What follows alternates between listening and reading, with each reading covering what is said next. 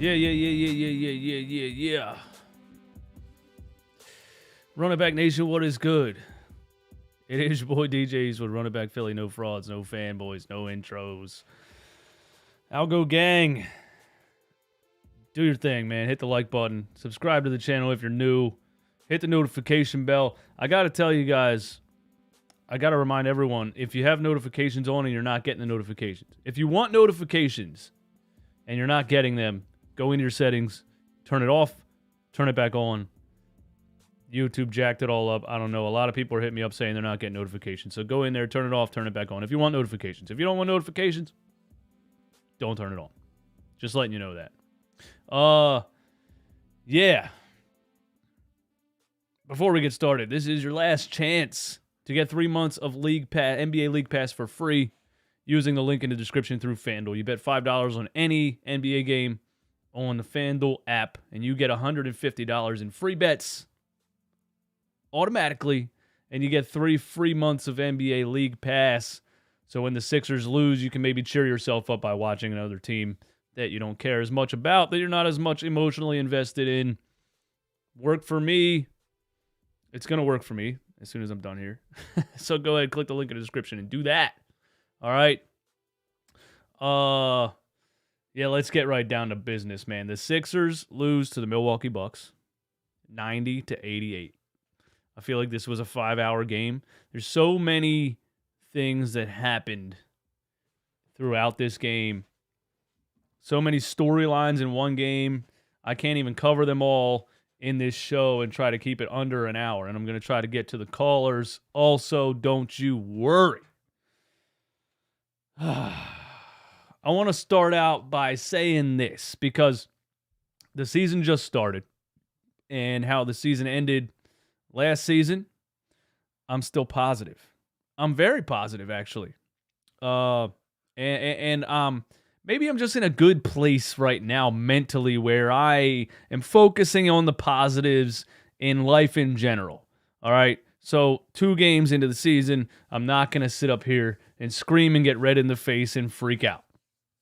I am going to rip into some people, but I'm not going to totally freak out. The Sixers are 0-2.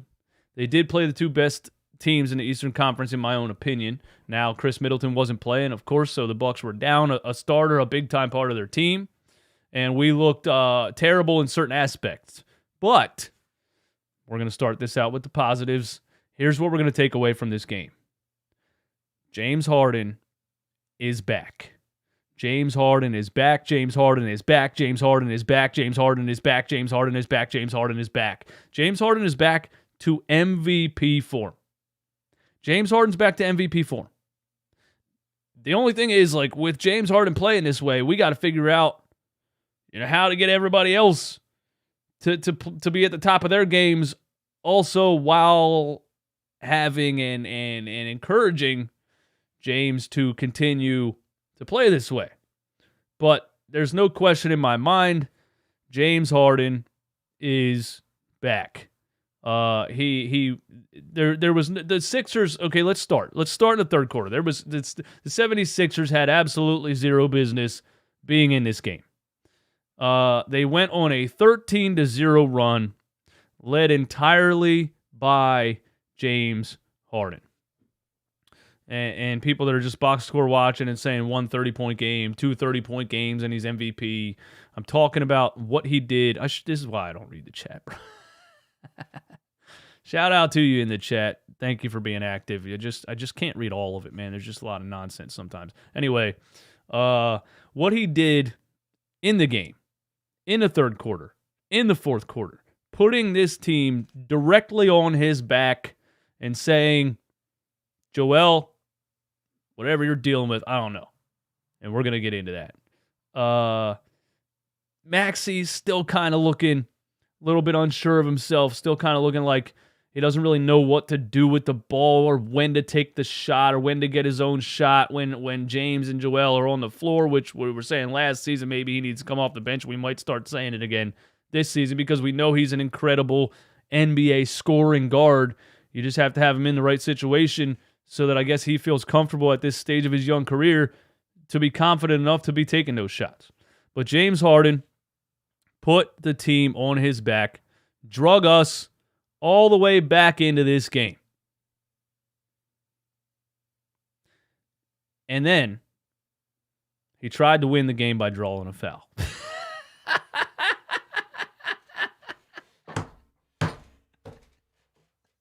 Bro, there's nothing more James Harden than what happened at the end of this game. I said it on Twitter and people thought I was slandering him. They were coming at me. Oh, really? Yeah, he had a 40-point game. You're going to say that? I'm just saying it's funny. If you were going to write a story about James Harden bringing a team back, if you were going to write a story about what does James Harden do down by 1 point with 10 seconds left,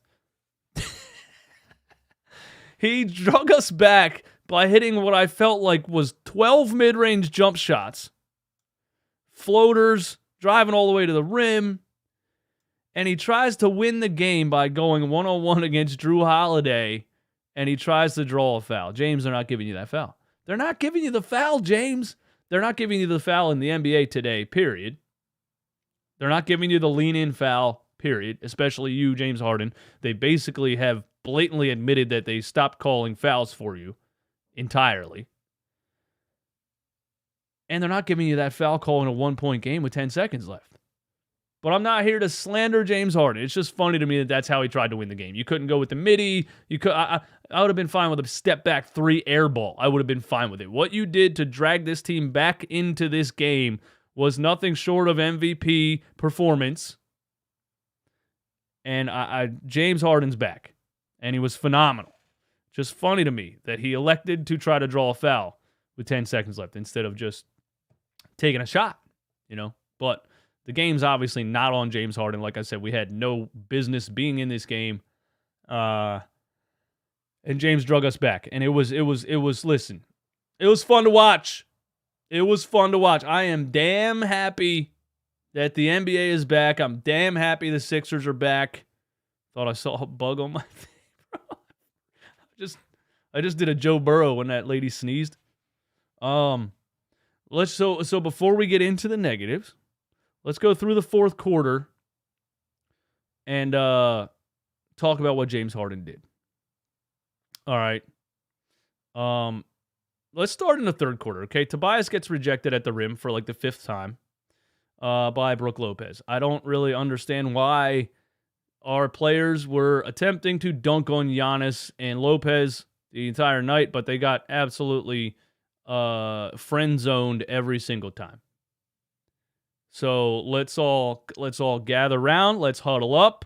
Let's pass around the message. Hey, don't try to dunk on Giannis and Antetokounmpo. Should be obvious. Don't try to dunk on Brook Lopez if you're Tobias Harris. He tried to dunk on Giannis. He got rejected. He tried to dunk on Lopez. He got rejected. And Tobias hit a big 3 towards the end of the game to bring us within, I want to say 1 or maybe put us up. I don't remember. But he hit a big 3 down there late in the fourth quarter. It was huge. And he played great defense. And I'm loving that from Tobias Harris, and I'll get into Tobias in a second. But anyway, Lopez rejects Tobias at the rim. Lopez pulls Embiid to the ground, no foul call. Embiid gets rejected at the rim for trying to dunk on Lopez. PJ Tucker dives on the floor. PJ Tucker was everywhere, man. Tobias Harris decides, hey, I'm going to take over this game now. And he shanks one off the side of the rim on the baseline, and then he airballs a 3. And the crowd starts booing Joel Embiid. Everything's going sour. I mean, Joel Embiid, a year ago, the heart and soul of this city, one of the most loved athletes in this city, is getting booed by Philly fans. And we're going to talk about why very soon. Maxey had a run in the third when Harden was on the bench. We're running the pick and roll with Maxey and Embiid. It was bad. It was just Maxey missing shots. And then he had a tough finish over Drew Holiday, I think it was. Anyway, the fourth quarter starts. We go to the bench with Giannis still on the floor, and this is where I start to say, okay, Doc, you're really going to do this right now? I know Embiid was playing. That's exactly what happened, actually. I can't even really fault Doc for that, to be honest with you. Embiid was playing like absolute garbage. I don't know what his problem is right now. he said he didn't do anything in the offseason. I guess he wasn't trolling at all. I guess he was telling the truth. So Doc's probably like, hey, we got nobody that can guard Giannis. If Embiid can't guard him, what are we going to do? So he puts Harrell in there. I don't know. I think Niang was in there at one point. I don't remember the lineups in the fourth quarter, but Giannis was just, we couldn't stop him. And then Harden leads a 13-0 run. Funny part about it is the possession where Harden guarded Giannis and caused him to airball and have a shot clock violation. So James Harden not only drug this team back offensively and led a 13-0 run in the fourth, he's the only guy that can guard Giannis? James Harden? I don't know what's going on here. At one point, the Anthony Melton ended up on Giannis, and he just, takes a power dribble and does a layup because it's 6'2" DeAnthony Melton. Harden drives and hits a layup. Harden hits a floater. Harden step back midi. Harden another mid-range. Harden gets a loose ball on the other end, throws it off the defender. He's making defensive plays. He's making loose ball plays. He's guarding Giannis, and he's dragging the team back from a 11, 13-point deficit. He was doing everything. Tobias hits a huge three. Tobias gets a strip on Drew Holiday on the other side of the floor. Harden comes back down. A lob to Daniel House under the rim. Harden drives in, tries to get a foul call, gets no call. They're not giving you the foul. PJ Tucker gets a strip on the other end. Up to Harden, who didn't get back because he was arguing with the referees, and gets a cherry pick layup.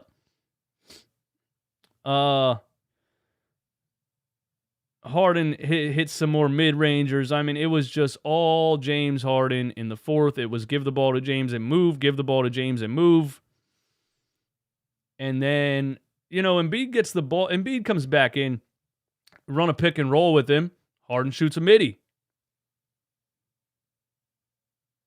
Run a pick and roll with him. Harden shoots floaters in the first quarter. In the first and second quarter, Harden was shooting floaters off the pick and roll. If they're going to stick on Embiid, I'm going to shoot the floater. Harden was making the defense choose, and he was killing them every single time they picked somebody else. But, in the fourth quarter, I think it was a tie game. 1 minute to go. Harden's the only reason we're in this game. And we go Joel Embiid at the elbow. And he shoots a jump shot over Lopez and shanks it. Crowd boos him again. Now, at this point, he's already not great in this game at all. Very bad, actually, on both ends of the floor, as he was in the first game. But now he's completely out of it because the fan base is booing him. And Harden drug us all the way back, tied the game, and we're going to go Joel Embiid at the elbow. That's really what we're going to do here. He misses it. Crowd boos some more. Doc Rivers had an interesting call with 30 seconds left to pull Harden out of the game and put Matisse Thybulle in the game for one defensive possession. I know Matisse is a athletic, very good defender, but he over jumps. He over pursues. He over what's the word I'm looking for? So I don't know if I really like that call. Not that it ended up Matisse doing anything on that play. It ended up a Grayson Allen drive on Joel Embiid, and Tobias Harris overhelps and leaves Wesley Matthews wide open for three. So we were up by one, right, because of James Harden. Correct me if I'm wrong. And 30 seconds left. We get exactly what you would want from a possession, which is 6'4" Grayson Allen driving to the rim one-on-one against Joel Embiid. And Tobias Harris, instead of guarding a 40% three-point shooter, tries to help Embiid with Grayson Allen.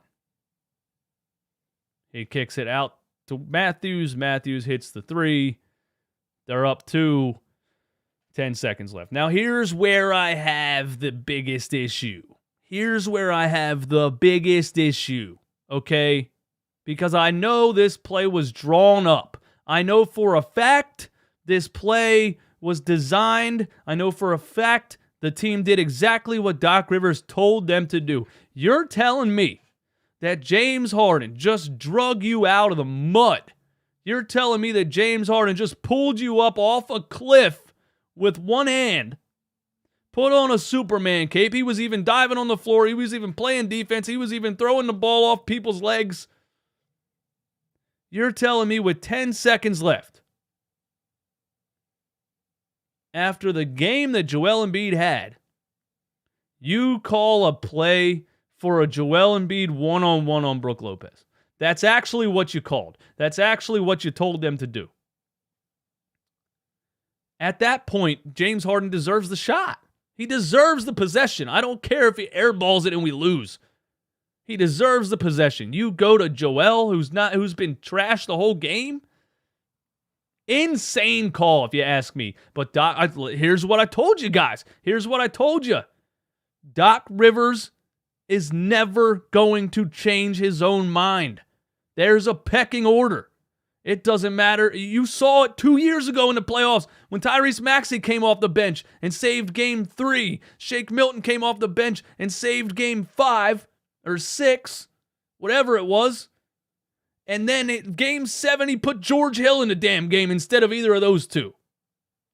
There's a pecking order on Doc Rivers' chart, and he does not care who does what throughout the game.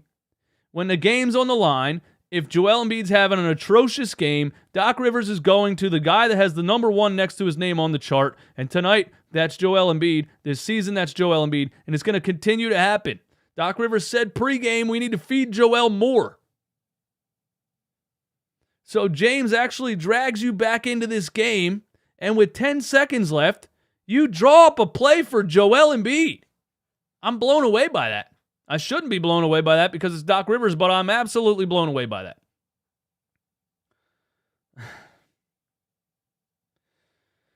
The funny part about the play is Joel Embiid threw the ball away. It was a turnover. Gotta turn my mic down a little bit here, man. I'm in the red. It's the second game of the damn season, and I'm in the freaking red. Joel threw the ball away. It went off Maxey's fingertips. We got lucky. The refs make a bad call, and the Bucks don't have a challenge. So Joel was terrible. 2 games in a row. James drags you out of the mud, and with 10 seconds left down by 2, you actually go to the guy who's playing terribly for 2 games, and he throws it away. We get lucky. We come back down. And I wish James would have took a shot. I wish he would have went with a step back 3. I wish he would have went with a mid-range jumper. He tries to drive in on one of the best perimeter defenders in the game. He leans in, tries to get a Trae Young foul call. They're not calling it. They're not giving you the call, James. It's funny, actually, that James is known for trying to get to the free throw line, and he tries to win the game that way. But you can't slander James Harden. He's the only reason we were there. He deserved the last shot. Wish he would have taken a different shot, but it is what it is. Overall, I'm taking some positives away from this game. I'm taking a big time positive that James Harden is at an MVP level. James Harden is at a 30-point per game level right now. That fourth quarter, I feel like he did not miss a mid-range jump shot. And he's never even been known to be a heavy mid-range jump shooter. But we've been saying all offseason, he's either a three-point shooter or he drives all the way to the rim. If he gets a mid-range, oh, man. And analytically, it's not a good shot. F the analytics. It's 2 points when you need 2 points. And James was giving it to us when we needed it. Pause. We just came up short. Now, Joel Hans Embiid.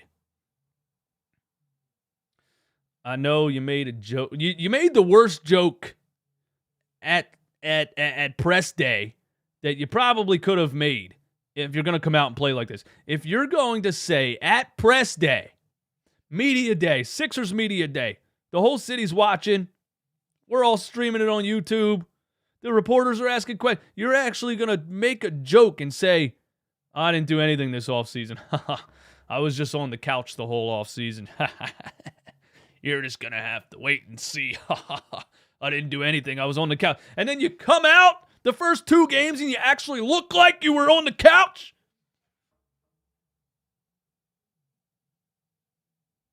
Somebody explain this to me, please. Somebody explain this to me. My guy Greg Melly had an amazing tweet. He said, who would have guessed that James Harden would be the only one that came into this season in shape? Joel Embiid was atrocious in this game, man. Atrocious. 15 points in 36 minutes. Let me get the full stats, man. I want to get go back to NBA.com. Hold on a second. I need the full stats, man. Joel Embiid was terrible in this game. And look, there's a good tweet by Harrison Grimm, and I want to read it to you for a second. I'm not saying this makes it okay, all right? But Joel Embiid's first 18 games last season, he averaged 23.8 points per game, 11 rebounds per game, 4.2 assists per game, 1.1 steals, 1.3 blocks, 43% field goal percentage, 37 from 3. Joel Embiid's 50 games after that, he averaged 33 points per game, 12 rebounds per game, 4.2 assists per game, 1.1 steals, 1.5 blocks per game, 51% from the field, and 37 from 3. So the first 18 games, he averaged 24 points per game. The next 50, he averaged 33 points per game. So I guess he wasn't trolling. He really doesn't do anything in the offseason. And then it takes him 18 games to get into basketball shape and get up to NBA speed before he starts dropping 30, 35, 40 games like that. So I don't know. I'm not saying that makes it okay, but that seems to be what Joel Embiid is right now. He does not look good. He does not look in shape. He does not look in sync. He does not look up to NBA speed. I mean, he was 6 for 21. He was 1 for 3 from the three-point line. He only got to the free throw line 3 times. 12 rebounds, 3 assists, 4 turnovers. So 10 turnovers in the first 2 games for Joel Embiid. That is very bad. That's probably worse than his shooting percentages, the fact that he has 10 turnovers in the first 2 games. And he was a minus 10 from the field. And I don't even have to look at the advanced stats to know that he was a minus overall. And we were better when he went out of the game. I don't know what to say about it. It's Joel Embiid. Look, Joel Embiid carried this team last season. Joel Embiid led the league in scoring last season. Joel Embiid was absolutely Superman last season. I don't think he deserves to get booed in this game. But I know what you guys are saying in the chat, bro. All of the trade Embiid, all of the after 2 games is absolutely insane. It's absolutely insane. We're not doing that. He does need to come into the season in shape. I thought he looked in good shape in the preseason. I thought he looked bouncy and springy. Goddamn, I was wrong. But yeah. Outside of that, again, Tyrese Maxey, I thought, again, looked unsure of himself in the starting lineup. He looked unsure of himself with Harden and Embiid on the floor. He kind of just looks like he doesn't know when to take a shot because the ball should be going to Joel or it should be going to Harden. So he kind of looks unsure, and then he just kind of in the middle, out of rhythm, says to himself, all right, I'm going to take a shot now. And then he takes a shot, and it looks like a forced three-pointer that's not really open, not really in rhythm, and he misses it. And I just, I don't feel like he really knows his role in this starting lineup right now. And maybe that's chemistry. Maybe that's something that comes with time, or maybe he needs to come off the bench, because Tyrese Maxey off the bench would be absolutely lethal. Maybe you just need to run him with DeAnthony Melton and Montrezl Harrell, and then bring Embiid in and do pick and rolls with Embiid. And, maybe James Harden and Maxey don't play together. I don't know. I'm just saying.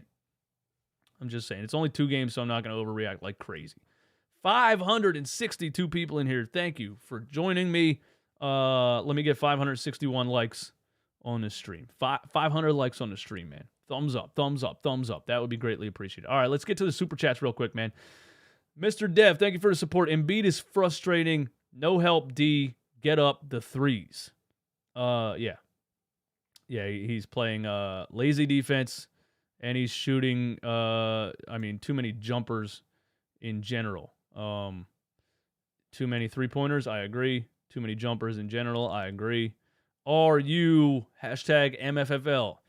Embiid's body language seems to be off lately. He seems to be grimacing and grabbing his knees. I just think, listen, Logan with Sixers Break Room on YouTube. If you don't know what that channel is, Logan does a great job, and he has a halftime live show that he does during Sixers games. So check out Logan's Sixers Break Room on YouTube at halftime of these games.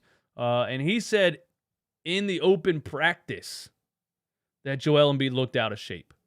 And he said in the preseason that Joel Embiid looked out of shape. And he said after game 1 that Joel Embiid looked out of shape. And I denied it the whole time. I was like, what? What's going on here? How's he look out of shape? He just looks like Joel Embiid. He's just a big, slow guy. He's not out of shape. Logan, shout out to you, man. Joel Embiid looks out of shape right now. He looks out of shape, which is just kind of annoying because you had a whole offseason. You don't have to be playing basketball and risking injury the whole offseason, but damn, can you fucking get on a treadmill?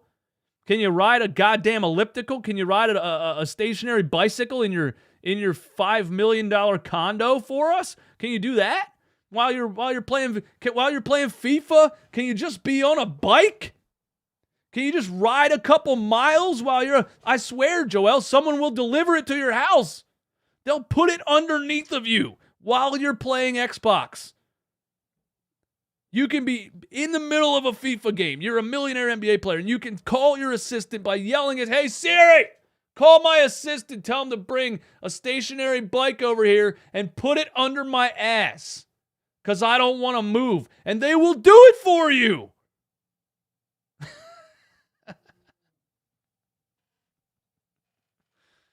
I don't know what to say. I don't know how he looks this out of shape, but he does. I agree. It's a banger. Thanks for the support. Watch the game at the hospital. I wish I pulled the plug.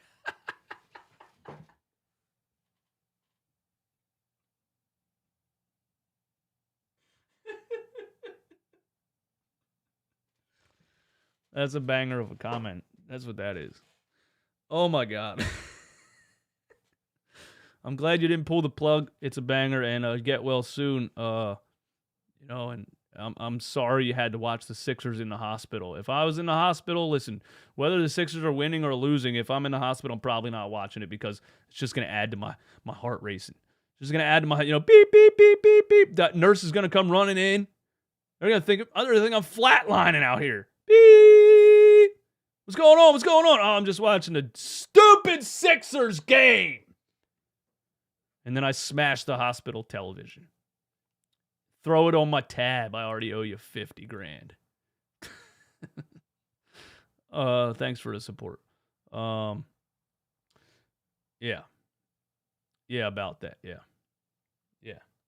Anyway, shout out to PJ Tucker in this game. PJ Tucker was absolutely everywhere. I know we kind of slandered him after the first game, but this game he was everywhere, man. He came up so big in so many moments. Diving on the floor, just going. I love seeing this dude at 6'5" go up against 7-footers and keep an offensive rebound alive. It's actually like miraculous.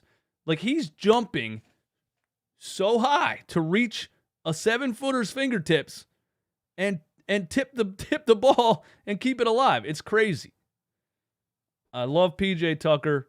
I don't know if PJ Tucker playing 39 minutes is a great idea, but PJ Tucker played 39 minutes in this game. He was 1 for 3, hit that 3 from the corner.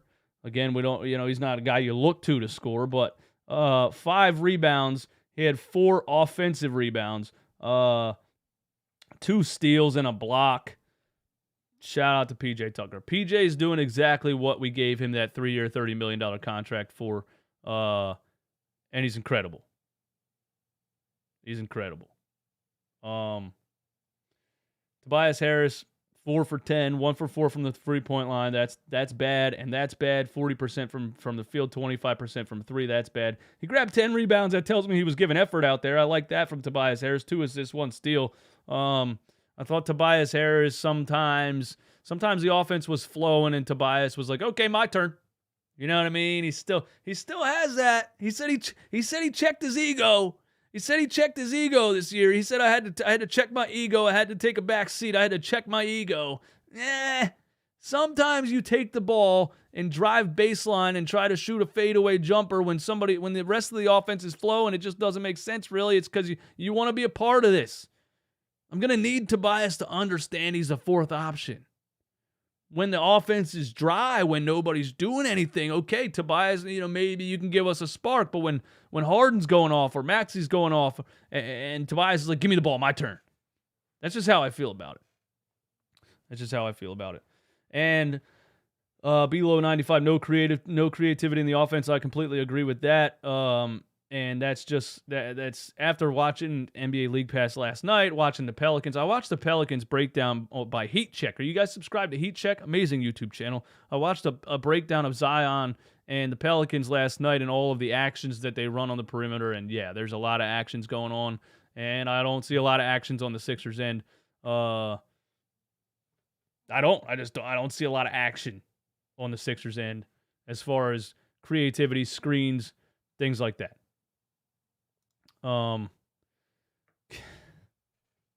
King of the Valley. Bro, you spent $7 in 2 days. You made 3 different YouTube accounts. Because you want me to say so bad that DeAndre Ayton is better than Joel Embiid. It's 2 games into the NBA season. I don't know why you're so obsessed with this topic. But no, DeAndre Ayton is not better than Joel Embiid. I'm sorry. Bill, thank you for the support. Did you discuss Embiid not talking to reporters tonight? I didn't know he didn't talk to reporters. I came up here and set up this stream. But that's pretty lame. Why didn't he talk to reporters? It actually makes me kind of nervous. What's going on with Joel Embiid right now, man? I hope we're not getting a little Tom Brady story here. Joel got some baby mama drama? Baby mama drama, Joel? You got a little baby mama drama? Nah. I think Joel will be fine. I think he knows how good he is, and he just thinks in the offseason that he doesn't have to work out, I guess. I don't know. I don't have an answer for it. He looks not good in 2 games. And now we're gonna play some bad teams, right? And then he'll look better. And starting out the season against the Boston Celtics and the Milwaukee Bucks, 2 good defenses, 2 very athletic teams, 2 teams that can slow down Joel Embiid. So if he's planning on taking the first 15 games of a season to get up to speed, yeah, starting out against those 2 teams is not ideal. But what can you do? What other stats here? George Niang was the first one off the bench. That was interesting to me.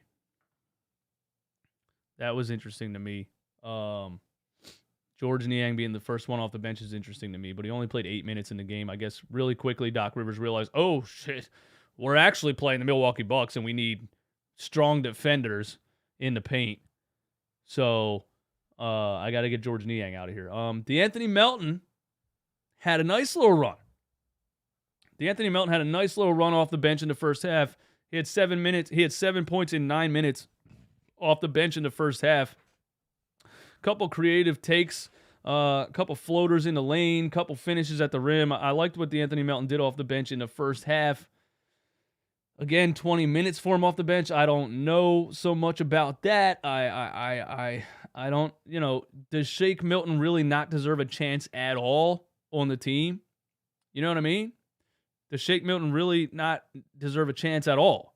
I say all the time Shake Milton's a deep bench guy, a G League MVP type of player, but,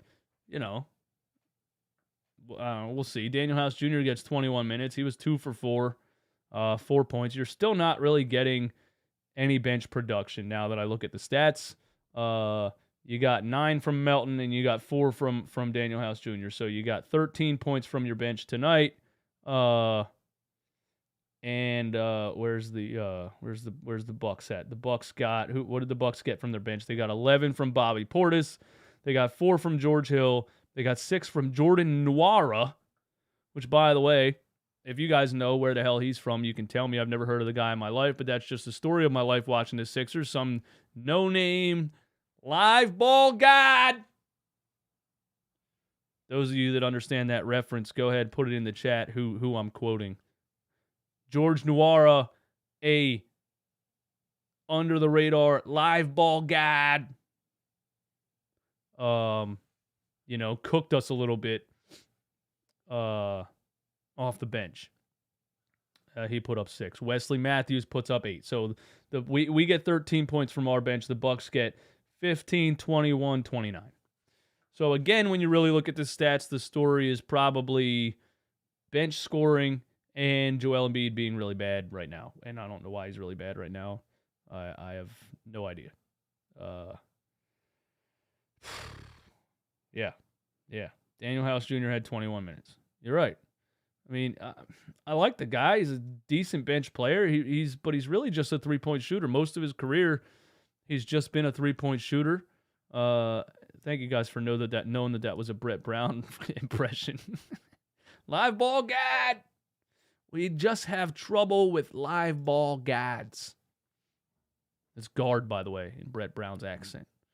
Yeah, it was Brett on Damian Lillard. Good call, Leroy. We have trouble with live ball gads. Montrezl Harrell only clocks 2 minutes. Paul Reed came in before Montrezl Harrell. That's interesting to me too. I don't think that was Doc Rivers' decision. Again, when I talked about this game earlier today at the Lunchtime Live show, which, by the way, if you're not tuning into Lunchtime Lives at 12 o'clock, what are you doing with your life? My fear was that Doc Rivers is going to play Montrezl Harrell on Giannis Antetokounmpo, and we're going to get smoked. But he actually brought Paul Reed into the game before Montrezl Harrell, and I was impressed by that, and I don't believe that that's a Doc Rivers move. I believe that is a collective decision by the coaching staff and quite possibly Daryl Morey. I'm just saying. And Matisse Thybulle got 18 seconds. He got to play for one defensive possession, and they hit a 3. So Matisse was a -3 in 18 seconds. But that wasn't his fault. That was Tobias Harris's fault for helping on Grayson Allen on Joel Embiid 1-on-1. Just not a good game. Not a good game. But James Harden drug us back. That's the positive we're taking away from this. The Sixers team looks out of sync right now. The Sixers team looks like they don't know what they're doing. They look like they don't have a definitive plan. Defensively, they have not been good. But James Harden is back to MVP form. So we have a stepping stone. We have something to work off of. That's what we have. Bill, thanks for the support again. Also, why did 37-year-old PJ Tucker play 39 minutes? It seems like a lot of minutes, but PJ Tucker seems like he can do it. He seems like he's ready to do it. I don't know. PJ Tucker was awesome in this game. Liked everything he did. He was huge down the stretch. Just fighting for loose balls, fighting to tip rebounds and keep it alive, diving on the floor. I just love the dude. I love him. I don't know if I want him to play 39 minutes either, but do you have another dog really like PJ Tucker? I don't know. I guess I would like to see Montrezl Harrell somehow be more effective off the bench. But against a team like this, Giannis, Brook Lopez, Montrezl Harrell couldn't really be out there too much. Paul Reed, I think, Paul Reed only had 4 minutes, 55 seconds. That's interesting to me, which means did we go PJ Tucker at center a lot of this game? Is that what happened? I know PJ was guarding Giannis on a couple possessions that I saw. So, I guess that's what we did. I didn't really look back at it yet, but it is what it is. Yeah, we'll go to the phone lines, man. We'll go to the phone lines. I'll get some of your guys' opinions here on the phone line. There's the phone number down at the bottom. We will go to Matthew. Matthew from the 215. Matthew, what's up? Matt. What's up, Matt? What's up, man? How's it going? Good. What you guys say? You guys say something about the game or something? What's up? Oh, my bad, man. No, I mean, at the end of the day, the main thing I just want to talk about is that Doc needs to go. That's what I think. Doc needs to go. Do you think he's on a hot seat after 2 games? I pray he is. Bill Simmons has been talking for weeks about how he's hearing that if Doc starts off slow, that he may be out, and I can only pray that that's correct. Bill Simmons is saying what? Bill Simmons has been saying for weeks that he's hearing that if Doc gets off to a slow start, that he's going to be fired. And I can only pray that that's correct. I mean, not that anything Bill Simmons ever said came true, but no, of course not. I hope he's right. I would love that. Yeah, me too. Like a diamond in the rough kind of thing, or a silver lining kind of thing. If we go like 0 for 10 and James Harden looks like he's at MVP form and Doc Rivers gets fired, maybe that's okay. Oh yeah, maybe that's okay. What else you got, Matt? I mean, that's the gist of it. As far as the game tonight, I think everything you said tonight is great. You've been spot on with your analysis, and I'm a relatively new fan to the channel. I just started watching in the preseason, man. Appreciate it, man. Thanks for being here. Yeah, man. Call back after the next game. Put your name in there. You're on the list, man. Thanks for calling. Thank you. Shout out to Matt. Doc's gotta go, he says. I mean, you're not going to win anything with Doc Rivers. I know that. I think everybody generally knows that. I don't know a single person. I don't know a single basketball mind that honestly says, unless you work for ESPN, because you can't say anything about Doc Rivers for other reasons. Not going to go there. But it says I got 3 attendees, but it's not showing anybody in the thing. I guess they're on the waiting in the meeting. In the waiting lobby. There's a waiting lobby, meeting lobby. My bad. All right, let's get to some people, man. My guy Kair. Did I say it right? Kair. You called after last game. What's up, Kair? Kair. What's up, man? How you doing? Good, DJ. Hanging out, man. Yeah, another lackluster performance from Embiid. Definitely. And I called. When did I call? I think I called last game. Yeah. About the Celtics. Yeah. Again, I mean, I love Harden. Harden bringing us back. It was very fun to watch. It was. Yeah, Harden's back. I would say expect a little bit more from Maxey. Maxey's kind of like looking passive to me. Yeah, he's definitely looking passive. Like I understand like a lot of times like James and Embiid is not looking for him, but like when he does have the ball, like he doesn't look to take on the mismatches that he gets. Right, he's not looking very confident. He's not looking very sure of himself when Harden and Embiid are out there. He thinks, and I don't know whose fault do you think that is. Do you think that's Doc Rivers? Because I heard in that live practice, I heard Doc Rivers tell him specifically, get your shot. But Joel Embiid is 1 and Harden is 2. I honestly do, and I feel like James and Joel needs to tell him to like be more aggressive. Sometimes as a young player, you probably forget, but like he needs to be more aggressive because obviously Joel didn't have it. Like 6 of 21, it's crazy, and he just kept shooting. I'm like, bro, like I don't know if like he was getting frustrated with not getting the foul calls, but like you just kept shooting the broke mid range. Like you don't have it tonight. Yeah, they got a lot of things they need to work out for sure, man. They got a lot of things they need to work out, bro. That's for sure.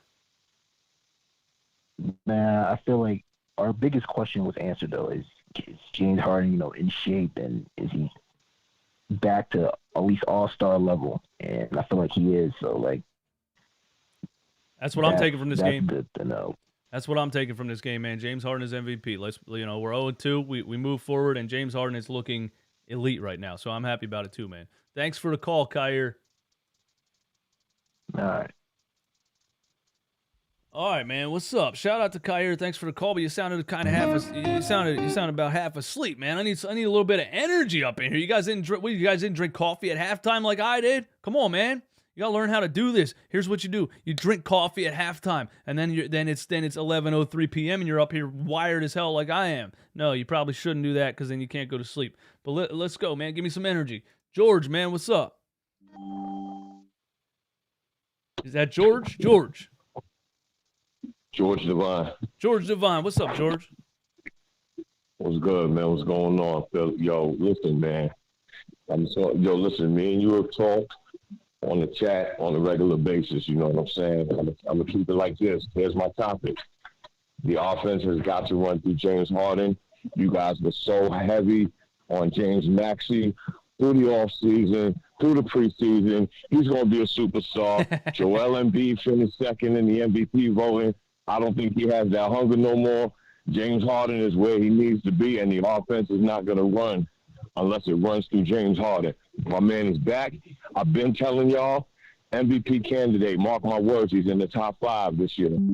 Hey, I'm seeing it with my own eyes. I believe it. And I agree with you that the offense has to run through James Harden. We saw it run through him, and then with 10 seconds left in the game, Doc goes to Joel at the elbow.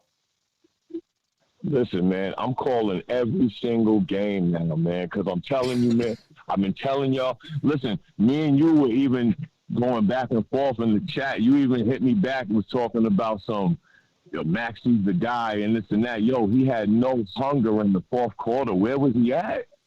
Yeah, you're not wrong. He's 21 years old. I'm talking. Listen. Not forget about the missed shots. I'm talking about turnovers. When he does get a break, sometimes he's faster than everybody else on the court, right?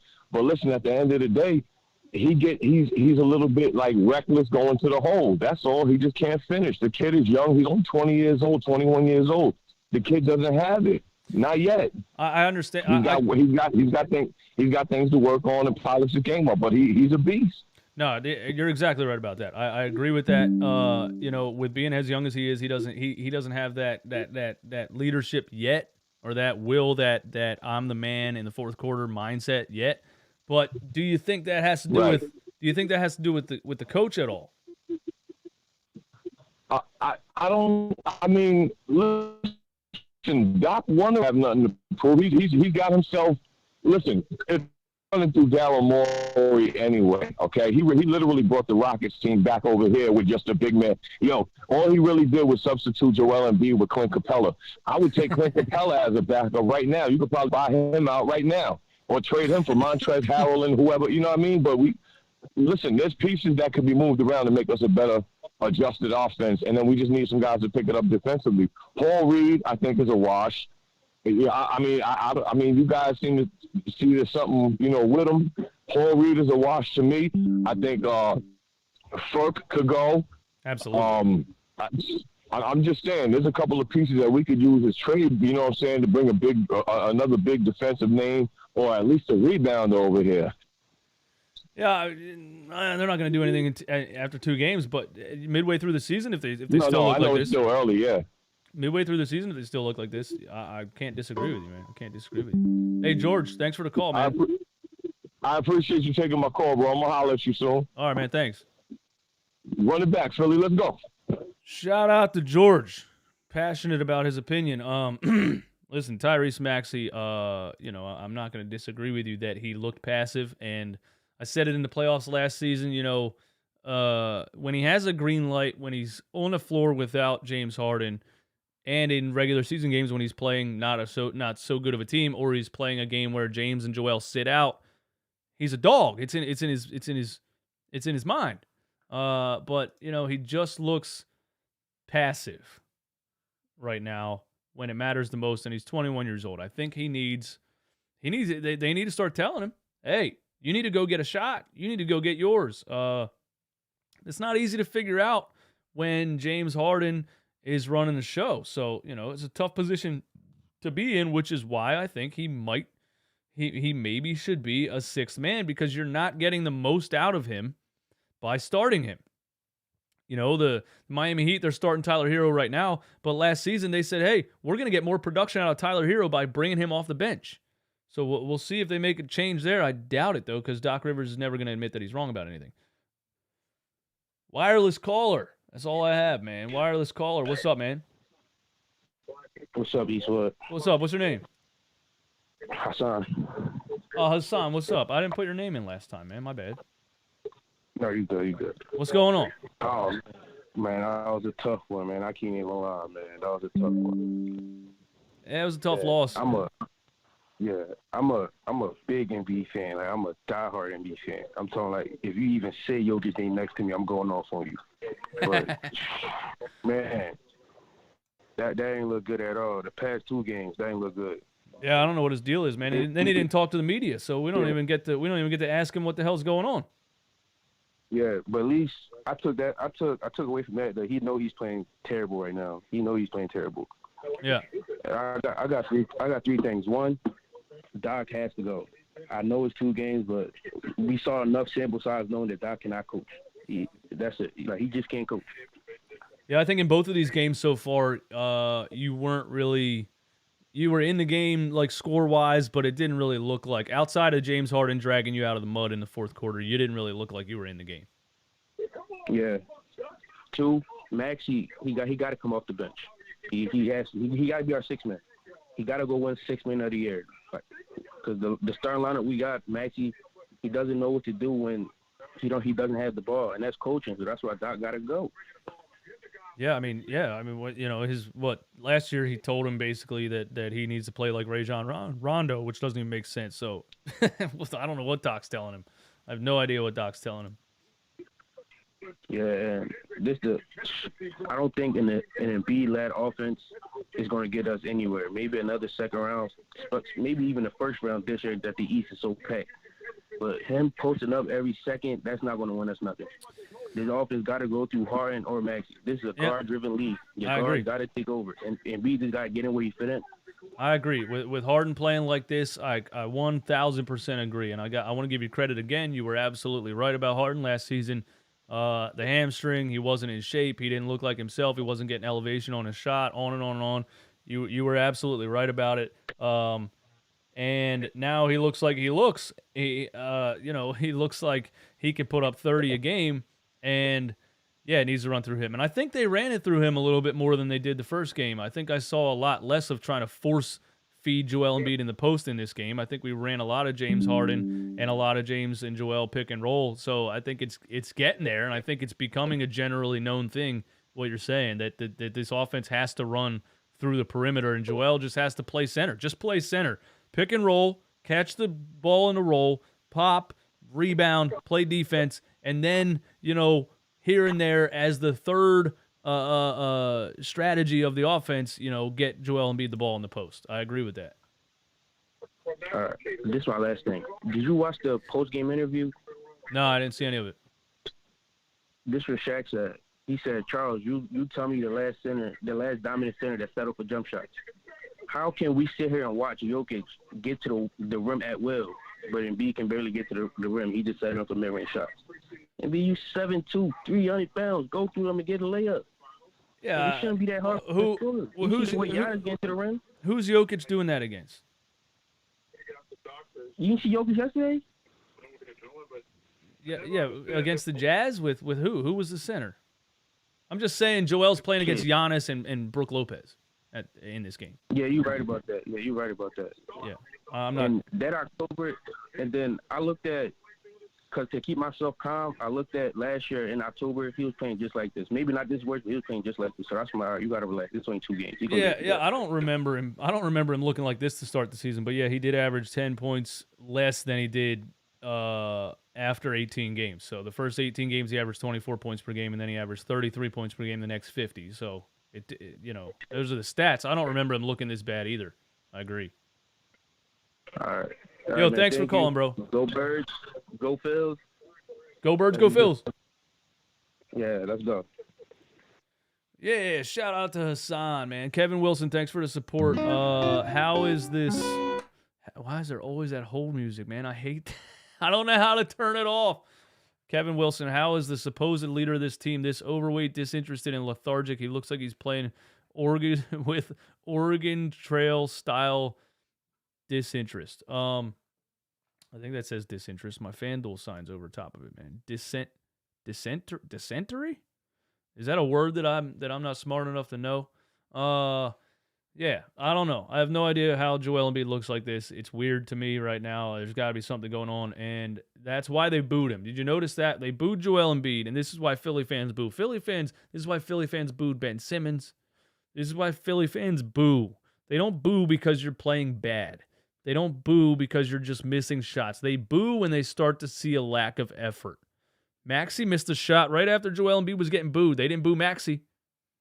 They boo when they start to see that you're not showing effort because they paid money to go watch you play. That's why they were booing him.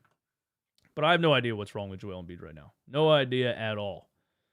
VR Heem, man, what's up? VR Heem, man. What's up, man? What's up, DJ? What's going on, Acewood? 0-2, man. 0-2. I have a couple. Hello? 0-2, man. 0-2. Yes, I know, man. It's bad. Listen, but I have a couple of things. What you got? So, firstly, I do not agree with the fact that we have to necessarily run our offense around Harden. I don't think that's the problem necessarily. I think the problem is that we're not running our offense correctly with Joel Embiid. There's too many times where Joel Embiid is coming up, he's doing like this weird, awkward screen where he's like kind of there, kind of not there, and he like fades to like the free throw line, and he like kind of goes to do the drive on the pick and roll, but doesn't like really do it. I don't think we need to like let somebody else do that pick up top. I think we need to keep him down low and just let somebody else do that pick up top. So then that opens up the floor for Harden to do whatever he got to do up there. And then if that doesn't work out up there, then we can drop it off down low, and then he can have room to be able to operate. Because there's too many times where Joel is going down a lane, and there's like 5 other people around him, and he has like the one play where he had Robin Lopez and Giannis literally directly on him at the rim. He has like no space to operate. And I do think these 2 games are like terrible games. He's playing like horrible. I don't know what's up with him, but he's playing horrible. But I will say I do think he's going to come around a little bit like later. In the next like couple of games, I do think he will get his stuff back. Yeah, I think he will too. I mean, you know, it's the body language that people didn't like. That's why they started booing him. It's the fact that he was kind of moping on the court and just walking up and down the court and stuff. That's what people don't like. Yeah, I agree with you. So you're saying Embiid under the basket and like PJ setting screens or Tobias setting screens? Yes, exactly. I would rather PJ or somebody else set screens. Or if we are going to have Joel set the screen, he has to complete the roll. He can't fade to the free throw line. He has to go straight to the rim. He can't do this fade into the free throw line because it just clutters the floor every time. It clogs the floor, and I only saw him do it, I think, like once where he actually rolled all the way and Harden hit him right away, and it was an easy 2 points. So exactly. Yeah. Exactly. I agree with you. If they just pick and roll and he rolls to the rim, Harden's going to make the right decision every single time.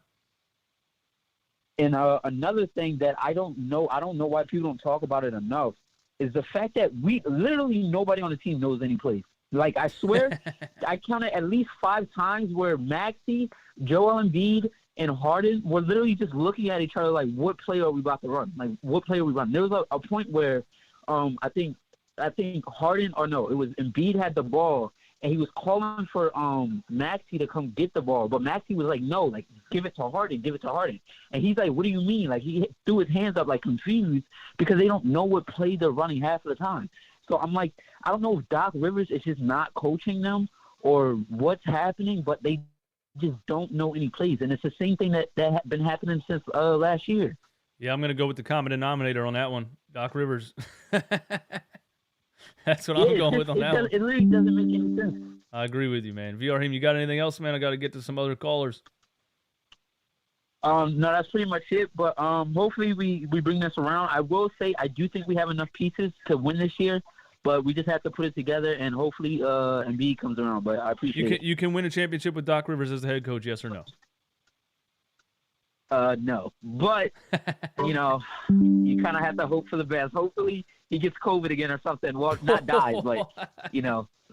We'll Hey, see. he's vaxxed up. You know that. All right, man. Take it easy. All right, you too. Doc got all the boosters. Doc just got the new one. Lori Pala, am I saying this right? Is it Lori? Yo, Jeff from South Philly. Jeff, what's up, man? Hey, Eastwood, what's going on, dude? What's going on, man? Did you say Jeff? Yeah. Can you hear me all right? Yeah, man. What's up? Cool. So after watching that game, I'm not panicking, but I gotta say, it is Harden had a good game, but it's painful of just the two-man game we got going on. That's all we're doing, which is him and Embiid. And no one taught Embiid how to set a screen. He sets the weakest screens. He's the biggest guy out there, and he sets the softest screens, just dilly-dallying at the top of the key. It drives me nuts. He does actually. And He that's like gotta puts his hip out. He like leans over. Yeah, it's brutal. And I'm sitting there, I'm screaming at the TV to just do something different. Harden dribbles more than my wife asks me questions. It drives me absolutely insane. And I get his offense had a great game. I can't diss him because it's way better than last year than him just driving into the paint and turning the ball over 6 times a game. But it is frustrating just to see like 3 other players outside of 3-point line just basically standing there doing nothing. It's just like there's no offense. It's just a one-on-one game and then passing to Embiid, another one-on-one game. That's all I'm seeing. It's kind of hard to watch. Yeah, I think that's partially how the NBA works when you have superstars on your team. You know, the Boston Celtics yesterday, it's Jason Tatum and then it's Jaylen Brown. Without James Harden, are you even in either of these games yesterday or today? You know, I think it's just how you play when you have James Harden on your team. I don't think that's going to change really. I'm okay with that. I'm okay if he just wants to do the solo game, but I don't know. It's just like if we're gonna do that, I want to see more wins. I know it was a close one today, but like we really had no business even being in that game. The Bucks shot terribly, and they didn't even have Middleton. So like, I don't know how great I feel moving forward, but yeah, that's all I really got. I'm first time on your show, so thanks for having me. Hey, I appreciate you calling, Jeff, man. I appreciate it. Thank you. Yeah, Jeff, thanks for calling. I can't even closely agree with the Harden take on that. I you know, and people are saying that. They've been saying it. They said it on ESPN now. You know, somebody's right here. Vincent definitely does not dribble too much. Yeah, they said it on. They put out an ESPN stat today because their goal when Harden finally has good games is to hate and throw negativity out there. So they put out this stat about James Harden dribbling the ball more than the entire rest of the team combined. But guess what? You can't stop it. That's why you go to James Harden. That's why James Harden plays this way, because when he's at this level, you have to make a choice. I'm going to try to stop him from driving to the rim. I'm going to try to stop him from throwing a lob, so I'm going to guard the center and he hits the floater. I'm going to step up and leave the roll man and he throws a lob. I'm going to step back, he shoots a 3 and hits it. It is the same thing with Trae Young. Same thing with Luka Doncic. Same thing with Damian Lillard. Same thing with any superstar guard in the NBA. He controls the ball most of the game because when he's at this level, it's very hard to stop. And if James Harden shot the ball less in this game, dribbled the ball less in this game, scored less points in this game, and had more assists, do we win the game? You know? If you gave the ball more to Tyrese Maxey and Tobias Harris in this game, do we win the game? Nah. JR, what's up, man? JR, what's up, man? Hey, how you doing, Eastwood, man? Doing good. Yeah, so, brother, you know, I called the other night, man. I said about Embiid trying to demand the ball more. First, he's got to want the ball. I mean, if he could play half with half the heart that Zion Williamson plays with. Just half the heart. I watched the Pelicans the other night when they took down the Nets, and I'm like, play with some heart out there. You're gonna miss shots. It's early in the season, but attack, and then you're gonna get to the line, and you're a good free throw shooter. Mm-hmm. And I feel like I forget the name of the caller. 2 callers ago said he thinks we should play with playing with Embiid, not leading with Harden. I agree with that. I know it's a guard-driven league, but at this age and this stage, and what we need Harden to do for this team, in his career, we got the most dominant force in the NBA when he wants to play. Yep. And Embiid needs to show that. And this is going to be a long season. I know it's early, but, we had no business winning this game. Like you said, the ball going off Maxey's hands. We were fortunate to even get a shot at the end. Yeah. But it's just,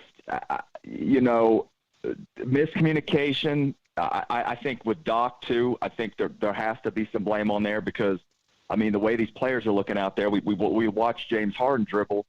There's 3 people just standing watching him dribble. They ain't moving around, trying to cut for a back screen or nothing. I don't even know if they know what that is. Exactly. We got Matisse playing a whole less than 2 minutes again. I know he's not the savior, but mix it up. You're playing everyone else. There has to be some sort of reflection on Doc with this. And I agree with a lot of people in the chat and in the callers and yourself that if Doc doesn't get this straight, and by Christmas, and we're like playing around with that 6 or 7 seed in the East, he's out of here. He's gone.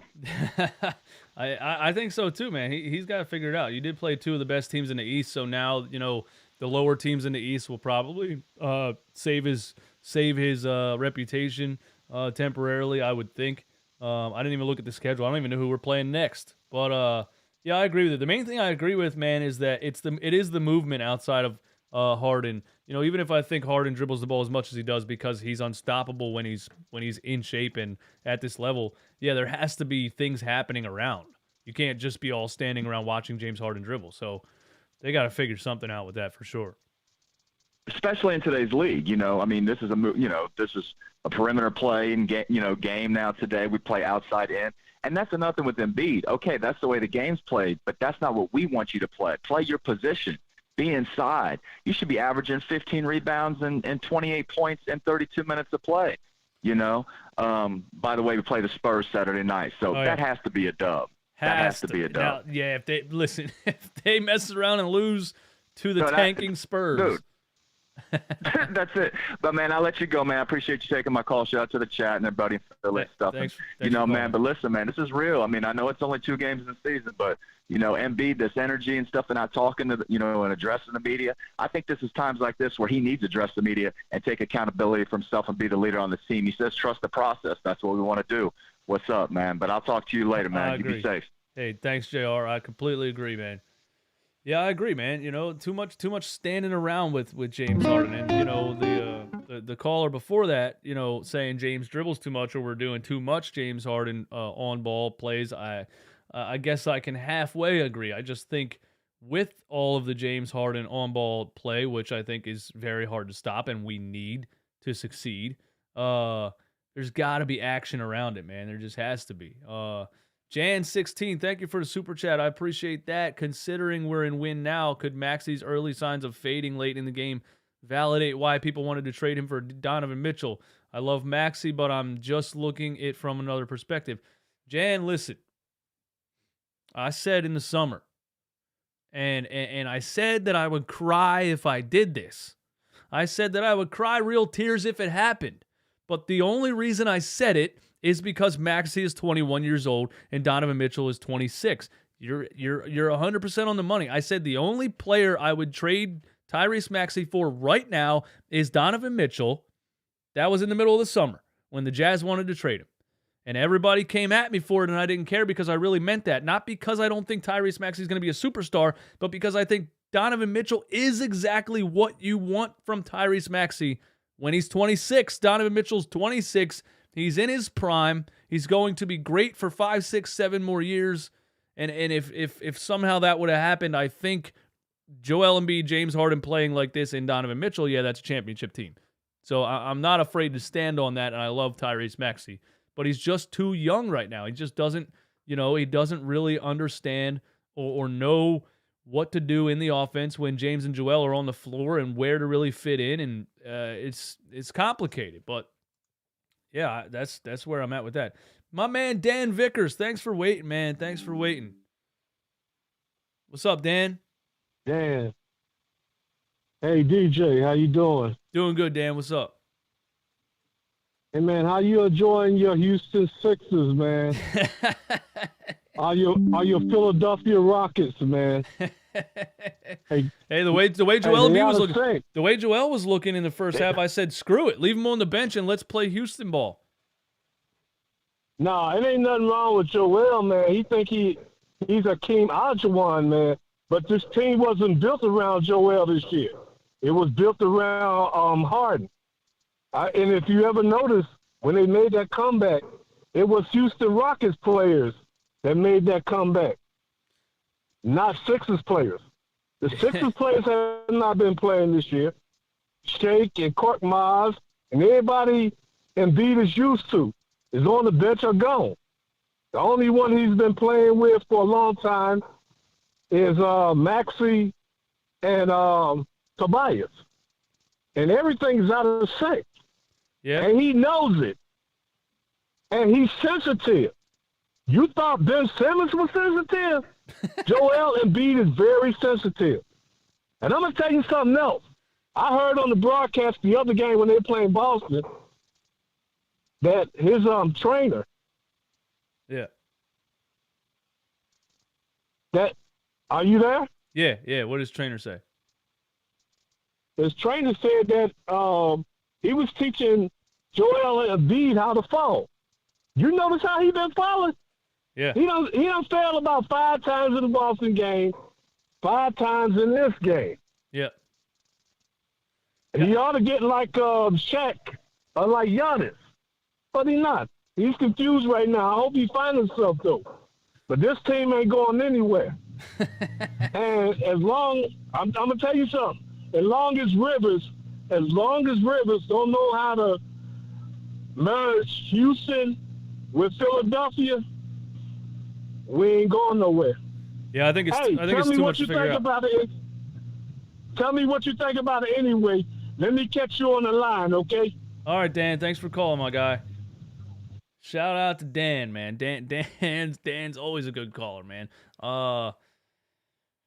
Yeah, there's too much to figure out for Doc Rivers. That's where I'm going to go with that, Dan. There's too much for Doc Rivers to figure out. There's too many moving parts. He doesn't know how to work Maxey in with this offense. I don't even think he really knows what to do with Joel Embiid and James Harden at the same time. And you saw it at the end of the game. James Harden drug us out of the mud, and he went to Joel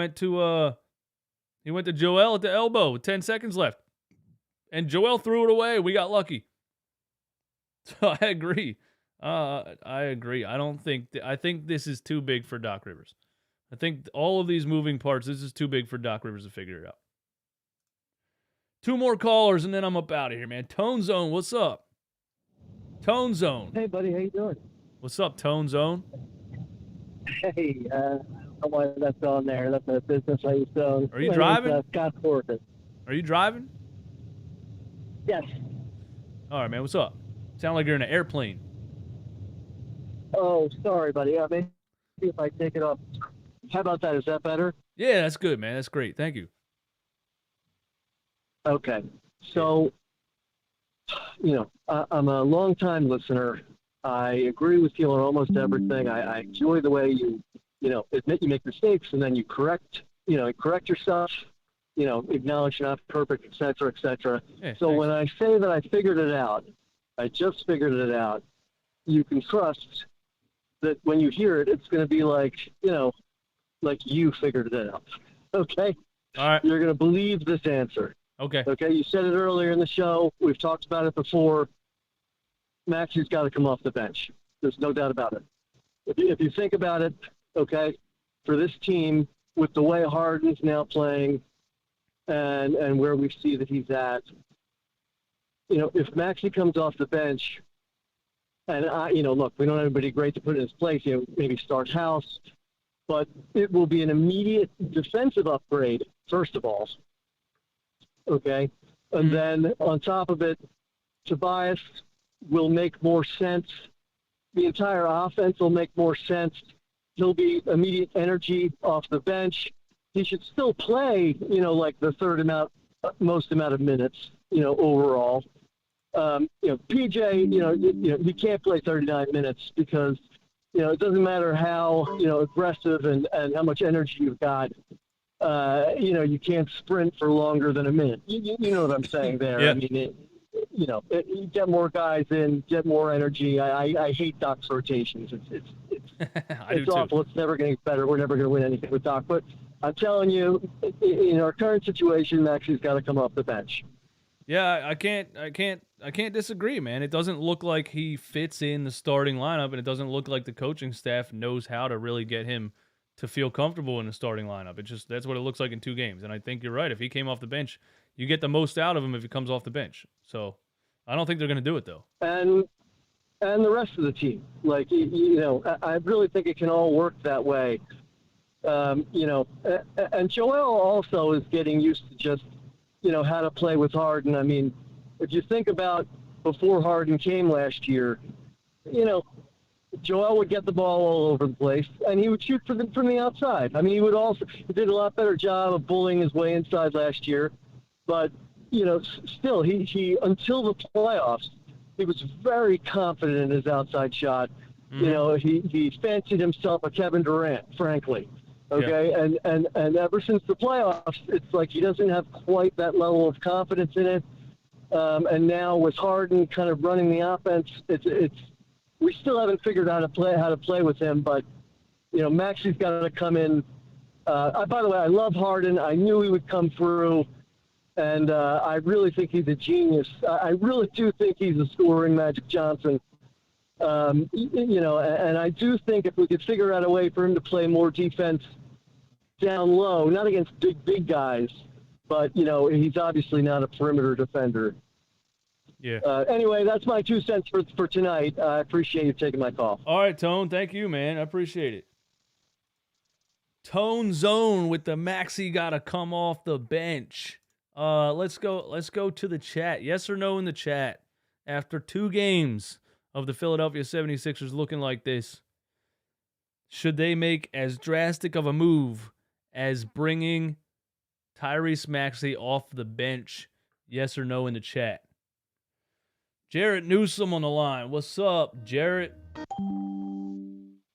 What's up, man? What's up? What's going on? This is Jared, man. What's happening with you, bro? Jared, how are you, man? Yeah. South Bend, man. Hey, it's good to talk to you again, man. Hey, I got to give it up to you, man. Hey, Sixers tried and true. But the thing is, we got to understand, there's only 2 games, man. There's 2 games. And I understand that, this is a whole new basic team, a whole new concept, a whole new James Harden. And we got to understand, man, it's going to take a little time for everybody to get used to something, but we do need to push the tempo on this team, man. They need to have your boy Maxey pushing the tempo, and then if you can't get a bucket, pull it back out and let Harden run the offense.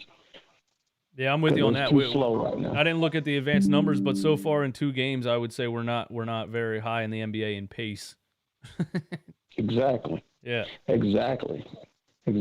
So we got too many scorers, man. Too many scorers. And Joel Embiid's not going to be able to be used right now because as soon as he touches the ball, they double him. Yep. He's frustrated because, hey, there's no place for him to play. This is not a big man's league anymore. He's an aberration. Look at him. He can go out here to the perimeter. He can go out here to the back to the basket games is gone. Yep. Yeah, you're not wrong, man. You're not wrong. At the end of it, you could be the greatest back to the basket player of this generation. It's still 2 points in a 3-point shooting game. You're absolutely right.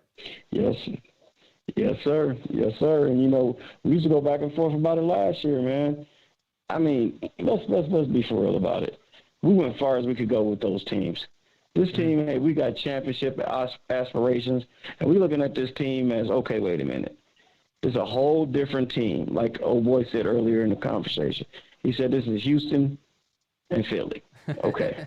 Yep. So he got to get to know these Houston players. He already know what the Philly players can do. So you got to learn these Houston players. Then you got to like you said, it's really too much for him to grasp because he's a dinosaur. We talked about it before. You need Sam Cassell to go and say, hey, hopefully, hey, look, I'm gonna go and retire. I'm too old for this. I'm out. Yeah. I think so. I think it's too. Yeah, it's too much. You're right. We got too many scorers, and with that, I think it takes too much creativity for Doc Rivers. I don't think he has it. He's just like, all right, here's the ball, Joel. Here's the ball, James. Go score. Maxey, just take the ball whenever you want and try to score. Like, I don't feel like there's any real strategy or creativity. Because see, if you look at now, let's I'll give you a perfect example. Golden State. Now we had a dinosaur. Unfortunately, he got fired, and then Steve Kerr stepped on the scene. He was young, a shooter. He could understand what's going on with these shooters. Mm-hmm. And then you had the old dinosaurs. They'll never win a championship because their jump shooting team wrong. Now when you got two of the best shooters of all time, you got to bring somebody in here that can grasp and realizes, okay, Sam Cassell already is in James Harden's head. We saw that during some of the scrimmages. Look, dude, you missed, okay? Yeah, because you missed scrimmages. So let's put it in perspective. He already got that respect. So if Doc Rivers moves on, hey, it'd be the best thing for us. He's done the best he could do. He took us as far as he could. Time for him to, hey, look, we want to win now. We starting for a championship. We ain't won since Doc now. Listen, that's my take, bro. If they keep looking like this, there's gonna be a fire Doc Rivers parade very soon. So we'll see, man. Jarrett, thanks for calling, man. Good to hear from you. Take care, bro. All right, man. Yeah. Shout out to Jarrett Newsom, man. Doc